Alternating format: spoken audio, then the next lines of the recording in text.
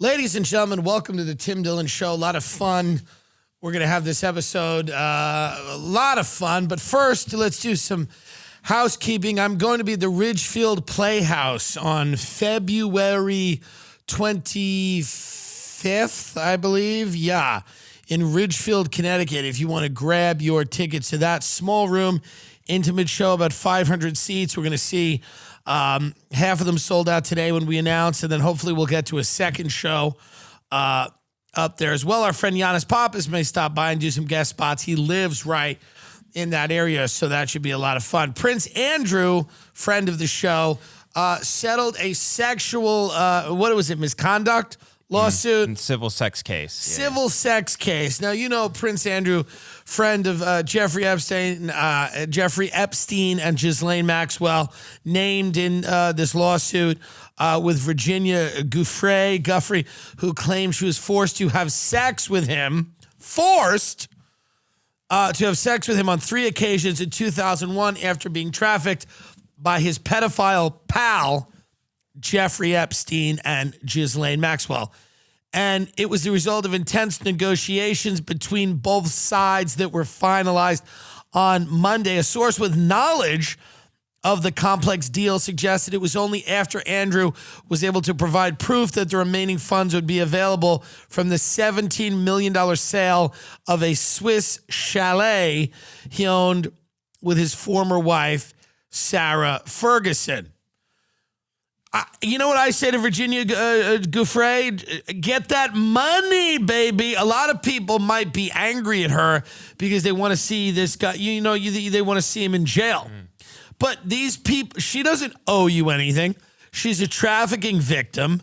And listen, she went through hell. And however she decides to deal with it is how and the Queen is giving her money. Queen Elizabeth. To the sex abuse charity, so it's like it's indirect. To a sex abuse charity.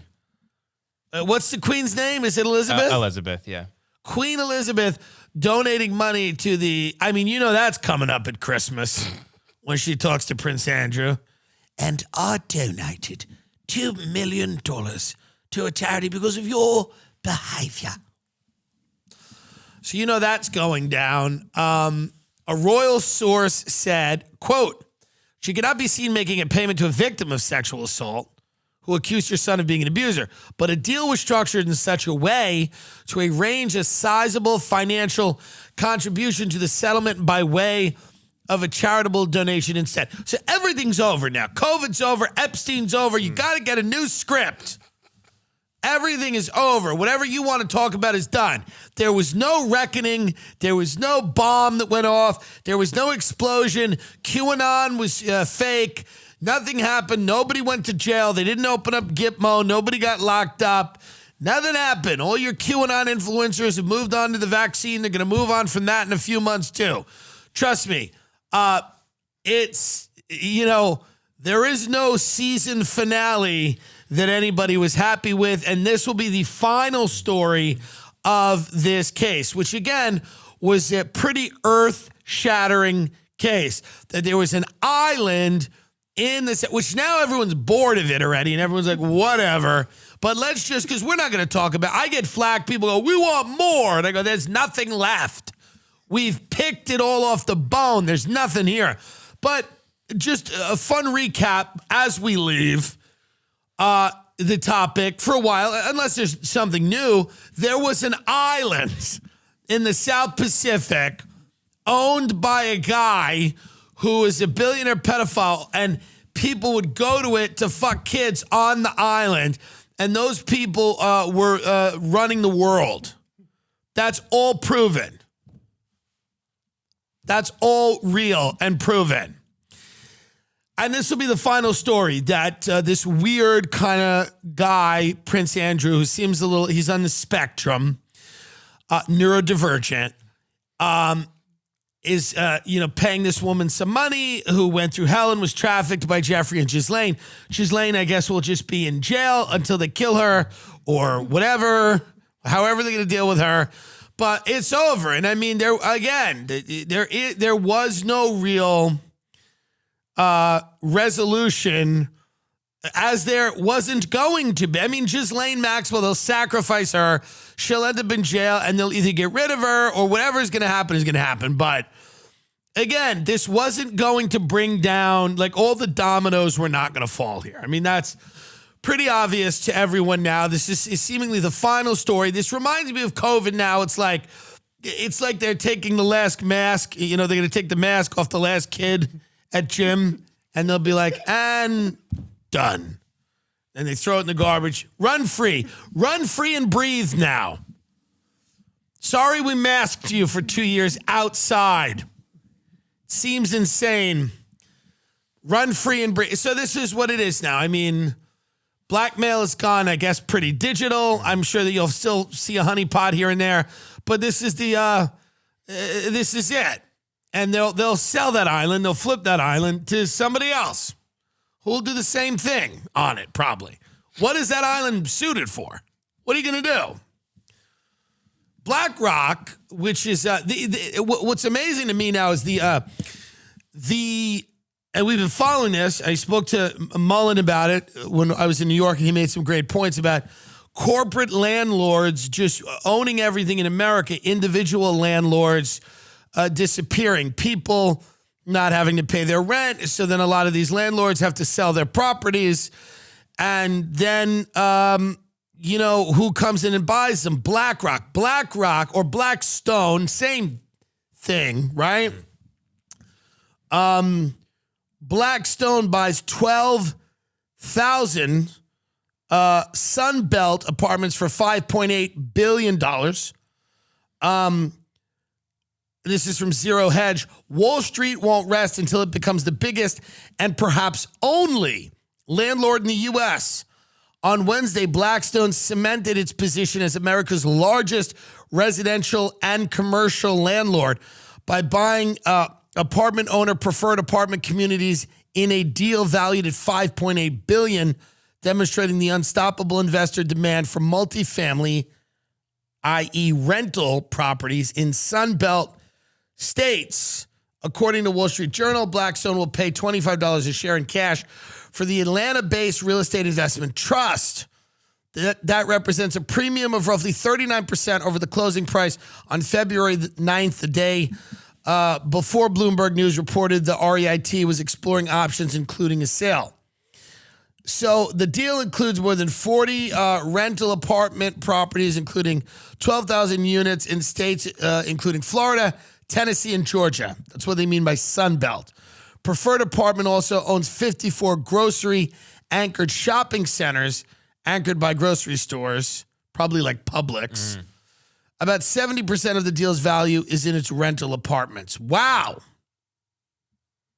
So Blackstone, now they're ramping up its bet on U.S. rental housing. Blackstone, I want you to think about it. This is fun. We like to read the article and go, why is this? This keeps falling down here. I keep adjusting this and it doesn't matter. It just keeps. So listen to this. Blackstone has been aggressively ramping up its bet on U.S. rental housing. The firm has agreed to buy two other companies that own apartments in the past 2 months, building up its presence in states including Colorado, Texas, Arizona, and Georgia. Well, what do they mean by that? Ramping up its bet on U.S. rental housing. Well, they're betting, and they're correct, that people are not going to be able to own homes, or that more people in the future are going to rent. This is their bet. And they're probably correct, because the cost of homeownership in this country is, ludicrous, especially in places where you'd want to live. So companies like Blackstone go, listen, the future is going to be the gig economy, where you have people that hop from gig to gig, and they're going to be permanent renters, and that's what it's going to be. They're not going to own property. They may not even own a car. They're going to use services like Uber and Lyft, and they're going to rent an apartment They're not going to own much of anything. And according to that article, you're going to love it. You're going to be happy. And, you know, the American dream is turning from home ownership and family to something else entirely. It's really what it's becoming. It used to be the American dream as stated. Now, you know, how possible it was and, you know, whether it was legit then, certainly more legit seeming than now. Yes, of course, it didn't include but what about non-binary poets? I know. Yes, I know yes, thank you. They were left out. But the American dream was a family and property, kind of, right? Community based on those things, family, property. You own property. You have a family. You're in a community. There's industry. The community thrives. Everybody kind of succeeds together, fails together. There's an investment. There are social commitments. Things are more local. Now things are global. You don't have a family. Everybody lives in a city. Everybody's alone. Everybody's on OnlyFans flicking their bean. Everybody's taking multiple pills just to get out of bed in the morning and then another round of pills just to get back into bed at night. People are severed from their community. They're severed from any social commitments. The only communities they're a part of are digital communities that are incredibly toxic, that are centered around overthrowing the government or owning a picture of an ape. But life has changed. The American dream has changed. And Blackstone gets this. They know where we're going. They're not dummies. They can see it. They go, how the hell are they going to afford this? They're going to rent, and they'll be happy to do it. People go, why do I need a home? I don't have a family. You know, what do I need a home? You know, I have houses, and I go, I don't really need houses. But they're good investments, and I like houses, and I certainly have friends over, but I don't need a house because I don't have a family. So I don't need a house, but I guess nobody needs anything. But the reason to have it, like Ben and his wife always remind me that I don't need a home. They always go, you don't need to live in a house. You don't have a family because they're heterosexuals. So they're going to have a family. So that means they deserve a house. So I should give my house to them. I have multiple homes. I should give them all to them. But that's the point, because I don't need it. As a gay guy who's single, I don't need square footage. I don't need space. I'm to give it to them. Well, no, they can get it. They can get their own. But I'm always constantly told I don't need a house, and they're right to that to an extent, because I don't have a family. But that is why most people buy houses. So as families, you know, family formation is low and it's happening later in life. People just don't need to buy fucking houses. Now, you've brought up an interesting chart here. The National Rent Index up 18% year over year. Why don't you tell the people about this chart that you've brought up? So it's why are you laughing? I didn't ever say you didn't need a home. You and your wife have constantly I've never said that. You've constantly. If a house is like 7 bedrooms before, I'm like, I don't think you need 7 bedrooms. I think I've said that, but I don't think I've said. But it's because. No. Yes, it is. You've made me feel bad for being gay, and you've said that gay people don't deserve homes. Well, gay people, a lot of us have more money than you as a straight person. Because if you didn't meet me, you'd be working tilling the land. I don't know what the hell you'd be doing. But gay people have higher than average incomes and they're creative. But you're telling me, what if I want to adopt kids? What if I want to adopt children? I'm for that. To fill the rooms, buy the space, and fill the rooms. That's if I adopted a child, could you get it for me and figure it out? Yeah, it's a long process, though. You need lawyers. Well, how involved do I have to be? I read a book about it. It's a pretty Why big did deal. you read a book about it? It was in a book. You read a book about gay adoption? No, not gay adoption, but just adoption in general? It was in Bubba Watson's book. He's a PGA Tour player. He talks about adopting kids. And it took him a long time. Yeah, it took Even about a year. Bubba Watson? Yeah, he's got tons of money. He's a millionaire. He had to get on planes. Isn't he a drunk, though? No, he's sober. He's dead sober. Oh. Who's the drunk who loves Trump? John Daly. Yeah, because him I get. They go, let's take a beat before we give you a kid. Yeah. But so I've always heard this, that adoption is very hard. That's my whole thing with abortion. And I'm for abort, but I'm like, listen, maybe we make adoption easier so that we're not putting these kids in mills, right? It's a nice timeout for the woman, 9 months, nice timeout. You get to eat whatever you want, sit on the bed, put her on the Tempur-Pedic, get her a tub of ice cream, and then give the kid to somebody who can't have it. I always thought that was the way to do it. Give her some pickles. You know they get weird cravings. Give her pickles, a tub of Rocky Road, pop the baby out, and then give it to a family. But why is it so hard to adopt a kid? I think everything is about, I hate to say it, and I don't want to sound like a paranoid person, but it's really all about, it's all sex trafficking. Yes. It's what it seems. It's true. It's like CPS, the Child Protective Services, is like, and I want to have Eliza Blue on the human trafficking. Do you follow her on Twitter? She's great. Yeah, I want to know if she knows anything about the CPS, because they're crazy what they do. They just take kids and then they go. Nobody knows what happens to the kids, but they take them out of these situations that are supposedly bad. And I'm not saying that all of these situations aren't bad, but these kids end up in foster care. And the link between that and trafficking, it's crazy. But I think we need to make adoption easier. But what I'm saying about this is when you guilt me and you attack me and say, you don't, because you've said multiple times to me when I had my mansion in Palm Springs or my big kind of like a mini mansion in the valley, and you were like, oh, you don't need this, but I told you a million fucking times I wanted to have a Christmas party with Logan Paul and Barry Weiss. That's the whole fucking point of having the square footage is to have a party with everyone.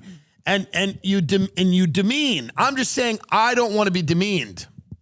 Tell them about the rental chart. So it says here that, if you look at the chart here, 2020 to 2021, it was down 1.4%, but then 21 to 2022, up 17.8%. United States annual rent growth. Yeah, more people are going to be renting from here on out. That seems to be the case, yeah. It's going to be, we shut it down. We destroyed people's ability to earn a living and earn income. We fucked up people's credit. We stopped a lot of forward momentum that people had in their lives. Keeps, folks. You got to keep your hair. It's the only way to really prevent baldness is to keep the hair that you have on your head, right? You don't have to use wigs or hair regrowth. It doesn't really work. I mean, Keeps is great. It offers a simple, affordable, and stress-free way to keep your hair. Convenient virtual doctor consultations and medications delivered straight to your door every 3 months. You don't have to leave your home. 24/7 care and support. Keeps as a network of expert medical advisors, prescribers, and care specialists to support you in making your hair goals a reality. Several of my friends are doing this, and it's working for them. Keeps has everything your hair needs delivered straight to your door with discreet packaging and proven results. Remember, prevention is key. Treatments can take 4 to 6 months to see results, so act fast. When it comes to your hair, save more, spend less, okay? Keeps, there's only 2 FDA-approved medications that can prevent hair loss. Keeps offers generic versions of both of them at a fraction of the cost. If you're ready to take action and prevent hair loss, go to keeps.com/TimDillon to receive your first month of treatment for free. That's KEEPS.com/TimDillon to get your first month free. Everybody is trying to find out what you're doing online. The government, private corporations, you got to put a stop to it, okay? Data has surpassed oil. It's the most valuable commodity. People are selling it, trading it, mining it all the time. Stop them from doing it with ExpressVPN. Turns out that even in incognito mode, your online activity still gets tracked, and data brokers still get to buy and sell your data. One of those data points is your IP address. Data harvesters use your IP to uniquely identify you and your location. But with ExpressVPN, your connection gets rerouted to an encrypted server, and your IP address is masked. Every time you connect to ExpressVPN, you get a random IP address shared by many other ExpressVPN customers. That makes it harder for third parties to identify you or harvest your data. Best of all, ExpressVPN is super easy to use. No matter what device you're on, phone, laptop, smart TV, all you have to do is tap one button for instant protection. So, if you really want to go on incognito mode and protect your privacy, secure yourself with the #1 rated VPN. Visit expressvpn.com/TimDillon and get 3 extra months for free. That's expressvpn.com/TimDillon. Go to expressvpn.com/TimDillon to learn more and get 3 extra months for free. I just had a friend of mine, a guy I grew up with from high school, looks the same in high school. It's kind of crazy. He looks the exact same. This guy came over to the house that he had dinner with. He looks the exact same as he did 20 years ago in high school. It's fucking insane, right? I do too, probably, but it's not good. Said more about me then, maybe. But he's in Canada, and we were chatting briefly about this. Trudeau is authorizing banks. Trudeau, son of Fidel Castro. Is that proven? Let's just say it's true. Justin Trudeau is authorizing banks to unilaterally freeze accounts of truckers and people who support the truckers on the basis of suspicion alone, no court order required with legal immunity. So we've seen over the last year and the last couple of years, people get deplatformed. They kick people offline, freeze people's bank accounts. The media doxes people. This is the craziest stuff that I've seen in my life, other than kidnapping people after 9/11 and putting them in boxes underground and letting bugs crawl on them and murdering them. That was also bad. And no one that's complaining now was complaining then. But I get it. People felt a little vulnerable, but that was also very bad. Look into that. That was also not great. Like, freezing the bank accounts is very bad. But, if people are like, this has never been done. I'm like, well, not really. People just picked up at airports and then tortured mercilessly for months, and they did nothing wrong, and people didn't really care about that. All these people that are on and on about this, and rightly so, they weren't so much on about that. They didn't really care about that. Now they're like, but this is crazy that they're doing this. And let's watch this woman. This is insane. When people talk about social credit score and heading into this system, and people go, no, you're a fucking conspiracy guy. It's not going to happen. Well, it's not going to happen here. Already we're marching towards that very quickly in Canada. It's not, it's like our northern neighbors. So let's see what's going on here. We are broadening the scope of Canada's anti-money laundering and terrorist financing rules so that they cover crowdfunding platforms and the payment service providers they use. These changes cover all forms of transactions, including digital assets, such as cryptocurrencies. That's right. The illegal blockades have highlighted the fact that crowdfunding platforms and some of the payment service providers they use are not fully captured under the Proceeds of Crime and Terrorist Financing Act.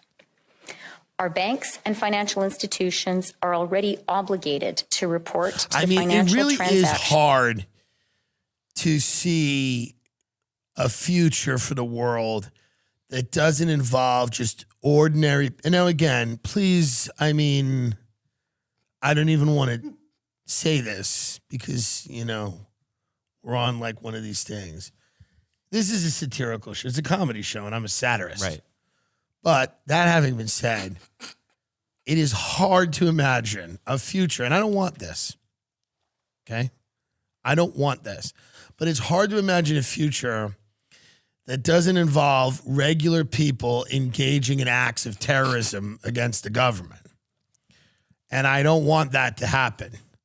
But I'm trying to imagine a future where I don't see, like as I go to bed at night, when I'm thinking about what could happen in the future, I'm trying to imagine a future where regular people, certain portions of them, are not tempted to take up arms against the governments. If governments basically go, okay, peaceful protests are not allowed, and we can take all of your rights, and we can force your kids to be masked, and we can destroy their quality of life, and we can destroy your quality of life, and we can take all your money. And we're coming out of this in the States, but in Canada, they're just, they're still fucking with them. And the truckers who have been largely, it's been peaceful. And of course, the media's, planted a few swastikas and done all, the opposition, they've done what they can do to try to frame these people as racist psychopaths, but it isn't true. They just don't want to get a vaccine that's efficacy has been in certainly some level of debate. And they don't want mandates. They don't want these things. And they're doing peaceful protests and blockades. And, but again, it's not, they're not looting and lighting things on fire, right? From what not that I've seen, they're not engaging in violent, they're not ripping people out of cars. But the government's now going, we're coming in, taking all the crypto, and we're taking any funding you're getting, anybody that's supporting you, we're going to take because we don't agree. Now, Black Lives Matter, they said, have millions and millions of unaccounted for dollars, and everybody was supporting that, and a Hollywood celebrity, and everybody's going out and going, hey, this is great, and all the money, and Amazon, all these big companies were like, we're supporting you, but this, people are like, if you send money to them, we're going to freeze your account, you're money laundering. If you're supporting this cause at all. If you're supporting this cause in any way with money, with crypto, we're going to come after you and freeze you back. So I'm trying to imagine a future, and I hope that I can do it, but I'm trying to imagine a future where you don't eventually see, if these types of things continue, people that are truly hopeless and destitute because now they don't have any money and they can't get into their bank account. I'm trying to imagine a future where people don't get radicalized and, start acting up. But I don't know. We are in Toronto. We still have tickets available March 16th. That show will be happening. We've been told it's gonna happen. That's what I think. I'm cautiously optimistic about that. Let's talk about this Disney story, because part of what I find very interesting all the time is what Disney does. They're a very interesting company. They're incredibly secretive. They don't let anybody in. Remember at the end of the Florida Project, didn't they have to shoot that with a phone because nobody can film in Disney World? There's never been really a good Disney documentary, right? Right. There's never been a dark Disney, and shit goes down, but you know what I mean? Mm-hmm. I get a bad feeling from Disney World. I have some jokes in my act about it. I don't like it.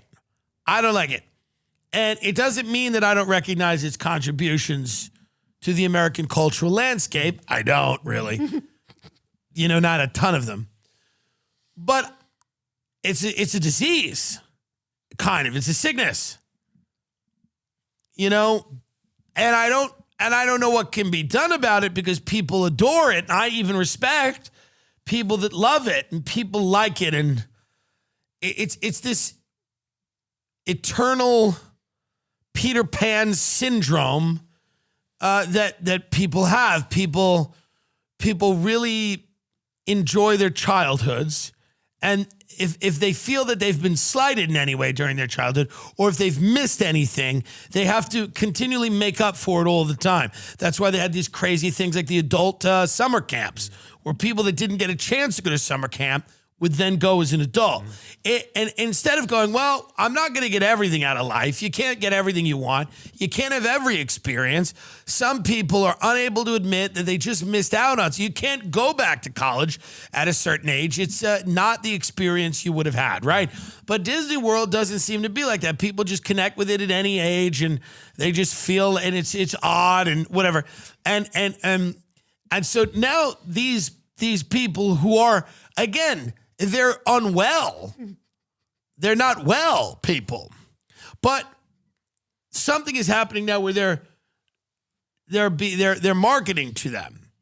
And they're God help us now. There are Disney communities Explain that to people. So it's a new master plan community, and they're going to do it out in the Coachella Valley where Walt Disney famously lived out there. But this is going to be in California. Yeah. This is going to be you're a part of Disney all the time. So the water is going to be that crystal blue turquoise somehow constantly flowing through the rivers. Here's what it says here. Have you ever visited a Disney theme park resort with its perfectly manicured and clean scrubbed grounds? By the way, that's not true in a lot of the cases. But listen to even how sick the article sounds. Have you ever visited a Disney theme park resort with its perfectly manicured and clean scrubbed grounds, whimsical yet reassuring architecture? Why use the word reassuring? Do you see how sick it is? Do you see how sick it is? Reassuring. What do you need to be reassured of through the architecture? Okay. Clean scrubbed grounds, whimsical yet reassuring architecture, chirpy employees, and general sense of cheery optimism. And thought, how great would it be if you could take up permanent residence there? That's the sort of idea behind the Mouse House's latest venture, Disney-branded master-planned home communities. God help us. Today, the company announced Storyliving by Disney. Again, the coupling of words, story living, fills me with a sense of dread. Story living by Disney. I'm scared about what the next few lines of this will be, which will be a part of the same division that oversees its theme parks, Disney Cruise Line, and other experiences. The first community, which will be known as Cotino, because it's by Coachella, which is the fairgrounds out in the desert by Palm Springs, where all these rich kids go and dress like Native Americans in headdresses and do Molly and jump around to 21 Pilots. Now, by the way, this may be a better use of the desert than that. Let me not judge. It's kind of a throwaway part of the world over there. It's pretty. Just a bunch of people. So the first community, which will be known as Cotino, and include about 1,900 housing units, will be in the Palm Springs city of Rancho Mirage, California. I'm getting scared now. Because we're about to cover something in the Hamptons. I'm very, very scared about what's happening here. This is not good. Palm Springs, if you've ever been out there, is a fucking cool community. 1950s, those old mid-century modern homes, old cars, really cool history. There's a lot of shit. Hollywood, famous old Hollywood, Sinatra and all this shit. I'm a little worried now that that Cotino is about to open a community for sick. I'm going to tell you right now. There is a mobile home park in Florida full of pedophiles. Okay? I'm telling you right now, between having to live there or Cotino, I'm torn. Quote, there is incredible demand for all things Disney. Our fans continue to look for new ways to engage with us, to keep Disney as part of their lives, says Josh D'Amaro, chairman of Disney Parks, Experiences and Products. At the branded communities he had, you could be part of Disney all the time. Wouldn't it get a little sick? Don't you think you'd get sick of it on day, I don't know, 48?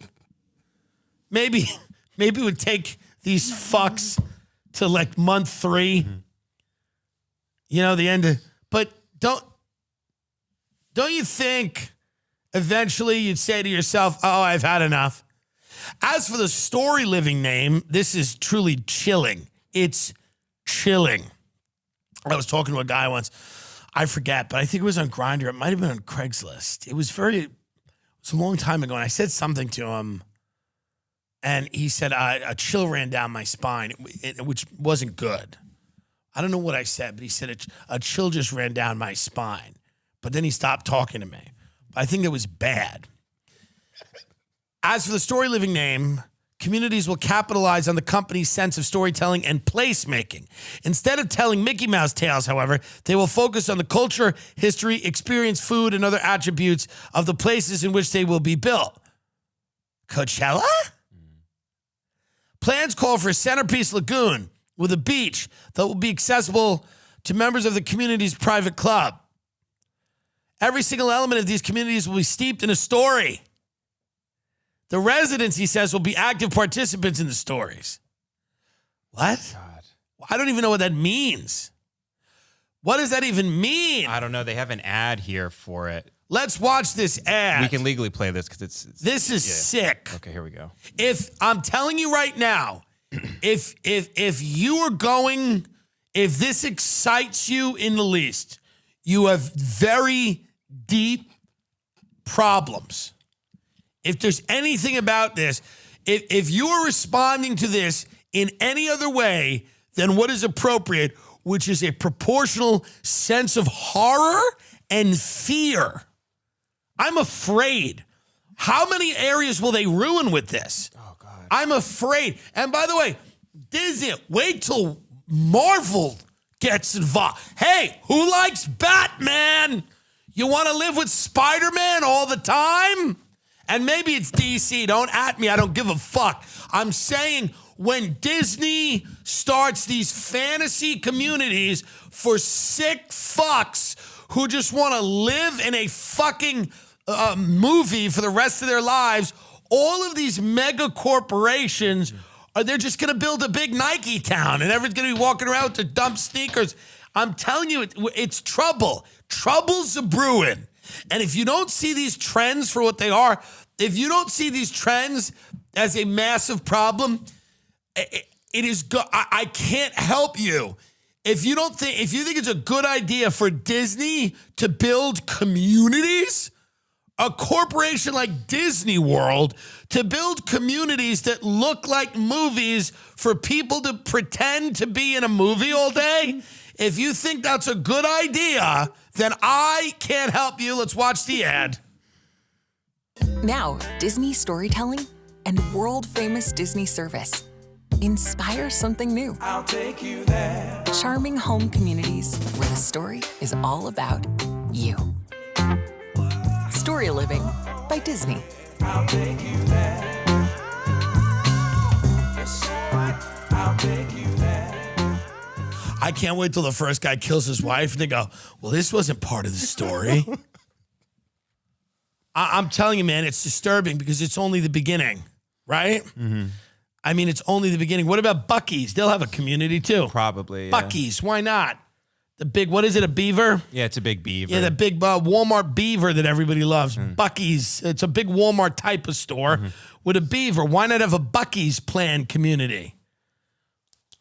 Buc-ee's beaver, where instead of water in the fall, it's corn syrup. I'm telling you, man, this is the beginning of corporations designing communities. And by the way, BlackRock, all these guys, they'll all get in bed with this. They'll go, yeah, you can rent. You can rent here. And then eventually, some of Cotino's neighborhoods will be designed for residents 55 and older, a market which Disney seems especially interested in. Families with young children and people of all ages will be able to purchase properties. You think there'll be a hood? You think there'll be a rough area in Disney? Like, do you think Cotino will have a hood? You think there'll be a rough area in the Disney community? I hope so. You think there'll be any area in the Disney community where they'll just open air drug markets, fentanyl, needles, people getting shot? Quote, baby boomers are moving into retirement. They're going to be moving into retirement communities. That's true, says Daryl Fairweather, chief economist for Seattle-based real estate brokerage Redfin. Why not have it be a Disney-branded retirement community? Oh, I don't know, Daryl. Fucking common sense, taste, decency, dignity, Daryl. If you heard any of those words, have you fucking ever come in contact with any of those concepts? Perhaps Google them. Why not have it be a Disney-branded retirement community? I don't know, because Hopefully not every elderly person is fucking insane. Disney World should be a 4-day thing. You put Mickey Mouse ears on Grandma and Grandpa. It's hot. They take naps. You have a fucking Mickey waffle, and you get the fuck out of there. You don't live there for the rest of your life, you sick fuck. How much do you want to give there? How much do you want to give this corporation? Their movies aren't even that good. How much do you want to give these people? How much do you want to give this Nazi and his fucking cartoons? How many pounds of flesh must you deliver them? Proof of vaccination is no longer required to get into Disney Park. Well, that's nice. Disney says that amenities will include live entertainment, wellness programming, and seminars. Plans call for Centerpiece Lagoon. Yeah, we went over that. There will be public components of Cotino as well, including a hotel and entertainment, dining, and here's what disturbs me about it. People are going to love it. Oh, yeah. People are going to love it so much. And this is what scares me. They're going to go, fuck Palm Springs, all that history, and fuck it. I want to go to Cotino, a community built 15 minutes ago by corporate psychopaths. And I want to visit Cotino because my cousin just moved there. They're story living in Cotino. What's that? Well, living's not enough. See, that's how they came up with story living. An executive sat in a room and went, living's not enough. People need a story. We got to give them a story. Well, can't they create their own stories? Yeah, well, we thought they could, but apparently they can't. That's why they keep coming back to our shit park. So we've created a story for them. We've built a community where the water is blue, like Gatorade colored, nothing's real, everything's ugly and neon and brightly colored, and everyone's happy at every moment of the day, no matter who's getting raped. Everybody's thrilled, no matter how diseased and drug addicted, and no matter the famine that's going on outside of these gates, they're chirpy and happy. Because we think Disney should be about happiness, no matter what the hell's going on. We don't care. Outside of Cotino, the world will be going to hell in a handbasket. But we put up those gates and put a lot of guys with guns outside, and inside it's all Mickey waffles and smiles, because it's Cotino. Now, if it works, it won't stop with Disney. It will expand. Other Carl's Jr. will have a community. I'm telling you, all of these corporations, they will keep doing this. They will realize that people need their entire lives to be planned and managed for them. And they will try to provide people some refuge from the horrors of existence by creating these serene corporate environments of like-minded people. And you're going to live around all these people who saw Lady and the Tramp, and it had such an effect on them that they never wanted to do anything else with their life. And they're going to live in these places, and it's not going to stop with Disney. Disney will be the most successful and the biggest, but then other companies are going to start to do this as well. All the fucking DC and Marvel and all that comic book shit. Despite bearing its name, Disney will not own the communities or be the developer of record. Nor will it be building or selling the homes. It will be partnering with third parties to handle those functions because they want to keep their hands off it for when it gets sticky. Right. However, Disney's fabled Imagineers, the band of creatives who bring the park's animatronic pirates to life, will have a hand in designing Cotino and future community. As for the public face of the communities, Disney will manage the marketing and sales efforts, and once the communities are up and running, it's, quote, cast members, Disney speak for employees, cast members. Oh, is that person being nice to me? No, they're an actor. They're cast. Oh, I like living. Is that what it's going to be? It's going to be like the beginning of Beauty and Beast. Bonjour. Welcome to Starbucks in Cotino. Would you like a coffee? How are you? Your daughter's cutting herself. She has issues. But don't worry, it's all smiles in Cotino. Da da da. Bonjour. My wife has cancer. Bonjour. It's happy time. We're happy no matter what. Turns out that the legendary founder of the company owned a home and frequented the Coachella Valley region in which Cotino will be located. Walt Disney treated the area like his creative oasis, says Michael Hungren, executive producer with Walt Disney Imagineering. We love our residents to treat this as their creative oasis and explore the next chapter of their lives. Quote, Walt Disney loved the Coachella Valley because of the weather and famous lack of Jews. Odd that they would put that. Strange. According to Redfin, Disney will tightly control the communities. That could bring both pros and cons to homeowners. There wouldn't be a, quote, rowdy bar down the street or obnoxious music from your neighbor. Yeah, of course. You're buying in to it's completely going to be controlled. But it would come at the cost of your own personal freedom. That wouldn't sit well with everybody, but some Disney devotees who like the company's brand and values would welcome the careful curation of the community. By the way, the personal freedom, people will love that. Mm-hmm. They don't care. I love when people go, yeah, it's not going to be for everybody, the complete surrendering of their personal freedom. Well, by the way, over the last 2 years, it's been for a lot of people. I mean, it's interesting because they're creating a community. It's a corporation with, obviously, they've created an entire world of cartoon animals and cartoons and famous films and music. And they are saying people, come live in that world and not the real world where there might be a rowdy bar or your neighbor might have music. Leave that world, come live in our world that's completely curated and everybody's nice to you, not because you're a good person or you deserve it. It's because they are cast members in a movie that we are making, which you will be the star of if you buy our fucking house for however much it's going to be. Walt Disney had grand ambitions to develop a working city with residents. What kind of residents, Walt?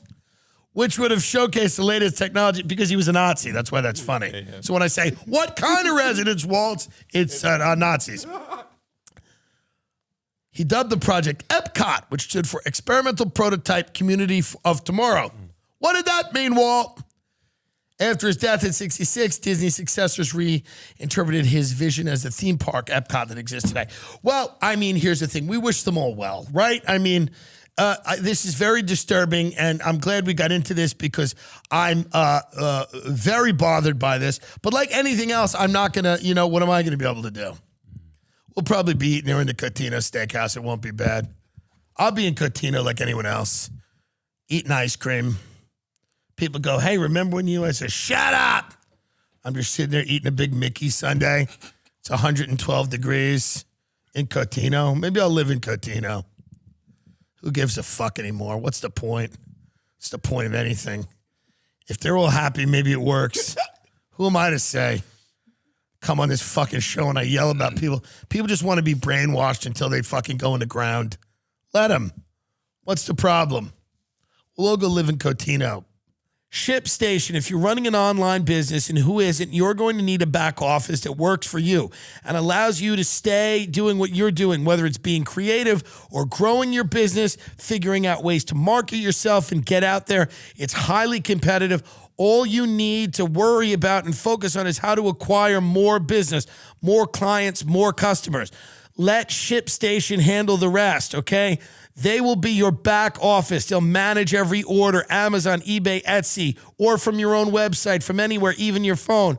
No more headaches from dealing with returns and return tracking. ShipStation makes it easy. Save money when you compare carrier options and choose the best shipping solution every time. ShipStation works with every carrier, so you can always find the best fit for you. Your business can access the same discounted rates usually reserved for Fortune 500 companies, okay? Save your sanity knowing your orders are handled and you're getting the best rates.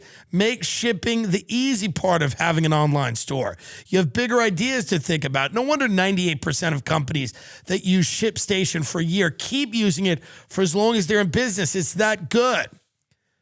Use my offer code, TIMDILLON, DILLON, to get a 60-day free trial. That's 2 months free of no hassle, stress-free shipping. Just go to ShipStation.com, ShipStation.com. click on the microphone at the top of the page, type in Tim Dillon. It's a great way to support our show and get a great back office that handles all of your shipping for your online business. ShipStation, make ship happen. Simply Safe. I'm telling you right now, we have wireless outdoor cameras. It is so good because basically you want to be as secure as you can right now and going forward. Simply Safe has everything you need to keep your home safe. From entry and motion sensors to indoor and outdoor cameras, Simply Safe is monitored 24/7 by professionals ready to dispatch police, firefighters, or EMTs to your home. Simply Safe is less than $1 a day, and you get to set it up around 30 minutes. There are no long-term contracts or commitments. You and your wife use this and love it. We just set it up at our house. It was super easy. It's super easy, Oh, yeah. and it's because I live in a high-end luxury building with all kinds of security indoor and out and multiple celebrities, but you and your wife do not. That's correct. So you're kind of out there in the streets. Not really, because we have Simply Safe. Well, right. Sure. You can customize the perfect system for your home in just a few minutes at simplysafe.com/Tim Dillon. Go today and claim a free indoor security camera plus 20% off with interactive monitoring. Go to simplysafe.com/Tim Dillon. That's SIMPLISAFE.com/Tim Dillon. I want to complain about this one other thing before I get out of here because I'm like alarmed by this. And I went to this restaurant the other day called 75 Main in Southampton. It's like a well-known restaurant, and the food was really good. They had a lobster quesadilla that was sick, and the owner took a picture with me, or maybe not the owner, the manager. It was a great experience. All in all, I was very happy. And here's the thing, man. They're getting a reality show. And I'm like, first of all, guys, let me tell you right now. The era of reality TV is over. It's like done. You're not even going to get famous anymore. You're not going to make any money. You're barely going to launch a product. The era of reality TV is done now. You are truly scraping the bottom of the barrel. You're going to make more as a waiter there than you will being paid to be on reality TV. Now, the Hamptons are supposed to have a little class, a little dignity. It's not like California where people just speed around in Maseratis and drive them off canyons. You know what I mean? People in the Hamptons, New York, East Coast, old money, they're supposed to pull up in like beater cars, shittier cars. They're not supposed to be as flashy. And they live in these big estates behind hedges and gates, but they're supposed to, relax a little bit, right? Mm-hmm. It's part of the ethos of the Hamptons. It's kind of what's a little cool about it. It's a little more relaxed.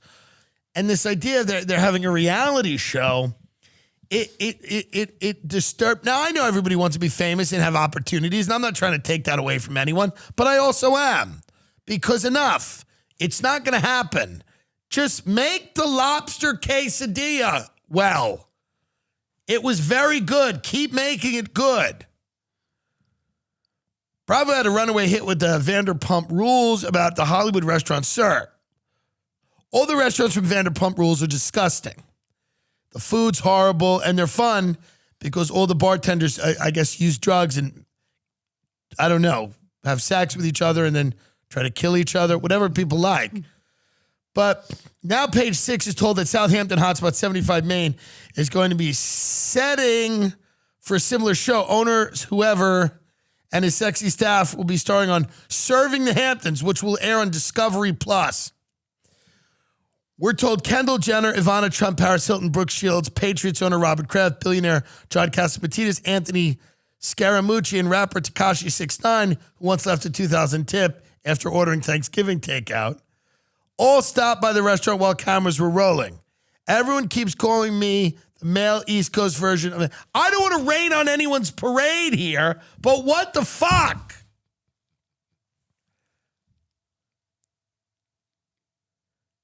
I mean, the whole point of the Hamptons is people that have a lot of money pretending to not care about all this shit. The people that they're talking about Kendall Jenner, Ivana Trump, Paris Hilton, Brooke Shields, Patriots owner Robert Kraft. These are simple people. They don't want any publicity. They don't want it. When people like Kendall Jenner, Paris Hilton, when they leave their house, they're trying to stay low.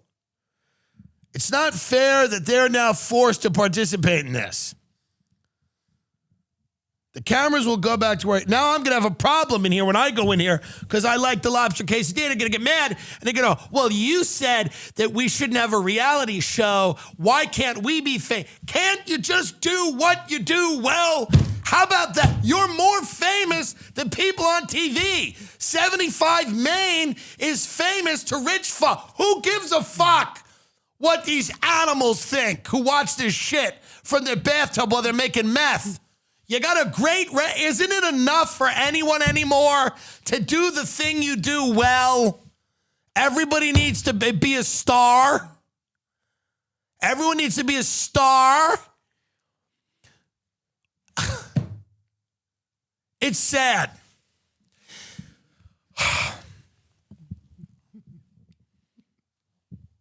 The guy who lords over it all and tries to keep his staffers in check while handling crises along with some help from PR guru Todd Shapiro admits, quote, sometimes I want to move to the staff house. It's like the Playboy Mansion. Make the quesadilla.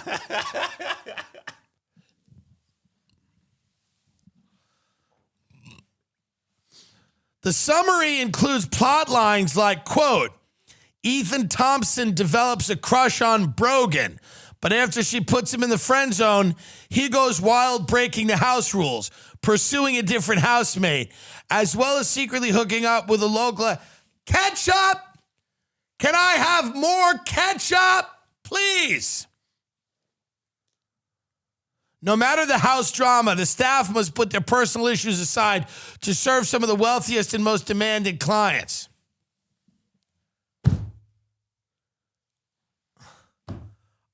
I'm going to move to Cotino. Do you see this? If they're going to ruin the Hamptons with reality shows and they're going to go this route, I'm telling you right now, we're going to have a real problem. Because this is not what it's supposed to be about. Now, I know it's on Discovery Plus and no one will watch. It's true. But if this is the direction it goes in out there, we got a real problem. It's a little disgusting. Not everything can be LA. Not everybody can be just a whore with their puss out. Can't anybody have any dignity? Isn't it enough to just make the Eggs Benedict nicely for everyone? I mean, doesn't this bother you? It's upsetting. The Hamptons is a sacred place. It shouldn't. It's a sacred place. It's disgusting the way they're behaving now. It's not right. I can't believe they're allowing this. But I don't know why. And if I have to wage a war against this to save because these people have had a lot. It's not been easy for the people who live in Hamptons, and with all of their friends going, to jail or being, getting in trouble for the island activity. It's not easy now when you have this going on. It's not right. It's not right. So it leaves you no choice but to move to Cotino. Mm-hmm.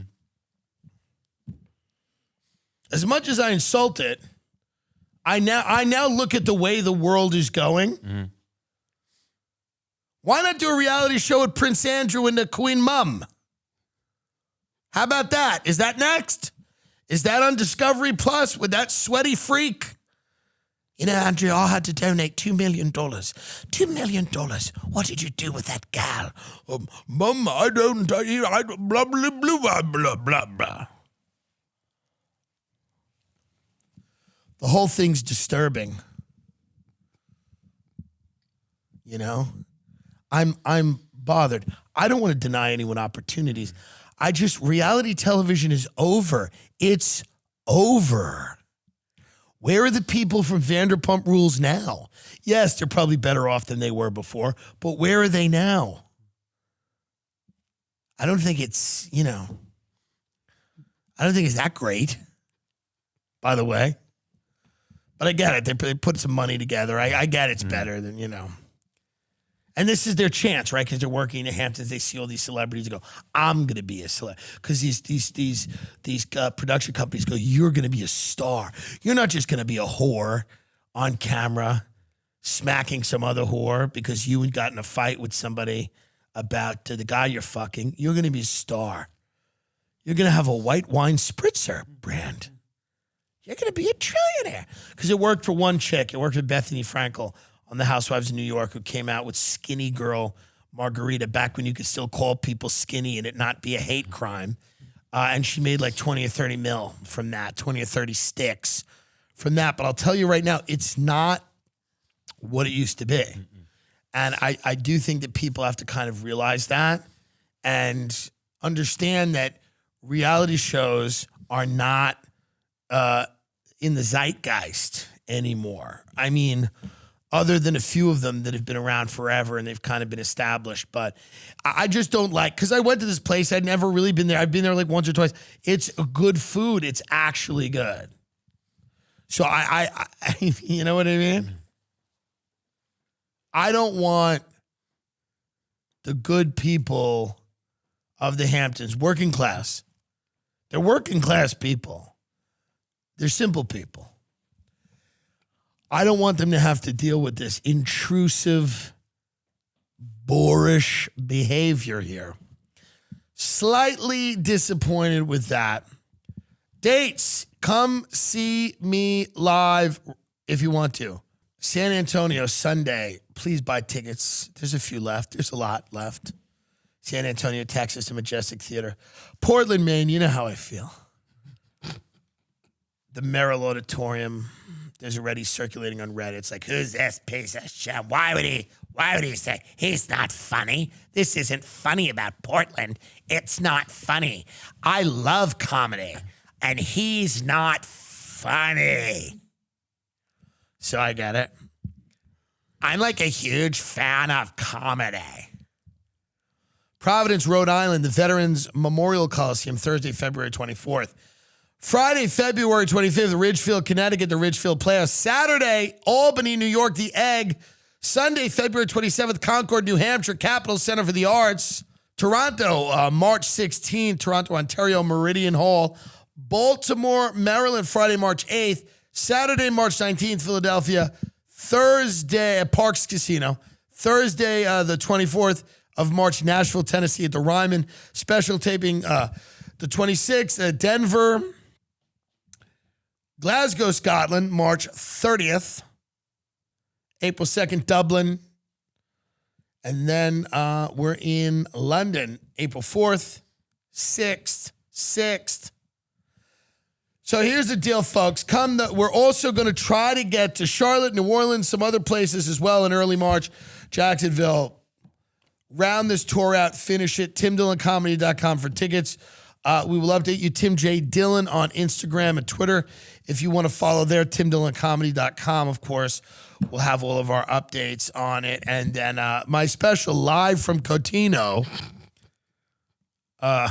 will be out, where I dress up as the clock from Beauty and the Beast and do my entire stand-up set and then blow my brains out and splatter blood all over the 55 and over community that has called Cotino home. God help us. God help us. What they should do, what American truckers should do, is when Cotino is built, they should do what they're doing in Canada right now. They should do blockades so that they can't get food in and out of Cotino. So that the people that have chosen to live in this fever dream die out so they can't reproduce. That's the movie. Good night.